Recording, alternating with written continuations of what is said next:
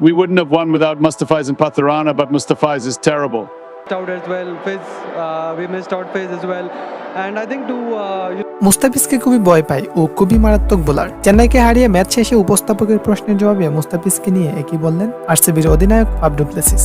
এবং royal Challenger বেঙ্গালুরুর বিপক্ষে হেরে ম্যাচ শেষে মুস্তাফিজ ও পাতিরানাকে নিয়ে যা বলেছিলেন ঋতুরাজ গায়কোয়াড়। প্রিয় দর্শক, চলুন একটু বিস্তারিত জেনে নিই। গতবারের চ্যাম্পিয়ন দল চেন্নাই সুপার কিংস এবার কোয়ালিফাই করতে পারল না। চরম নাটকীয়ভাবে হেরে গেল রয়্যাল চ্যালেঞ্জার বেঙ্গালুরুর কাছে এবং অপরদিকে দুর্দান্ত জয় নিয়ে সেমিফাইনালে উঠে গেছে রয়্যাল চ্যালেঞ্জার বেঙ্গালুরু। এদিন প্রথমে ব্যাট করতে নেমে চেন্নাইয়ের বোলারদের বেদরুম পিটিয়ে 20 ওভার শেষে 5 উইকেট হারিয়ে 218 রান করেছিল আরসিবি। রয়্যাল চ্যালেঞ্জার বেঙ্গালুরুর হয়ে সর্বোচ্চ 39 বলে 54 রান করেছিলেন ফাফ ডু প্লেসিস এবং 29 বলে 47 রান করেছিলেন বিরাট কোহলি। এছাড়া চেন্নাইয়ের বোলারদের বেদরুম পিটিয়েছিল ক্যামেরন গ্রিন ও রজত পাতিদার। এদিন চেন্নাইয়ের সব বোলাররাই রীতিমতো করুচে বোলিং করেছেন। মুস্তাফিজ ও পাতিরানা চেন্নাইয়ের জন্য যে কতটা গুরুত্বপূর্ণ সেটা আজকের ম্যাচে হারে হারে টের পেয়েছে চেন্নাই। এরপর 219 রানের লক্ষ্যে জয়ের জন্য ব্যাট করতে নেমে যদি 201 রান করতে পারত চেন্নাই, তাহলে ম্যাচ হারলেও কোয়ালিফাই করে নিত, কিন্তু তা আর হলো না। অবশেষে 20 ওভার শেষে 7 উইকেট হারিয়ে 191 রান করতে পারে চেন্নাই। মাত্র 10 রানের জন্য কোয়ালিফাই করতে পারল না ঋতুরাজ গায়কোয়াড়রা।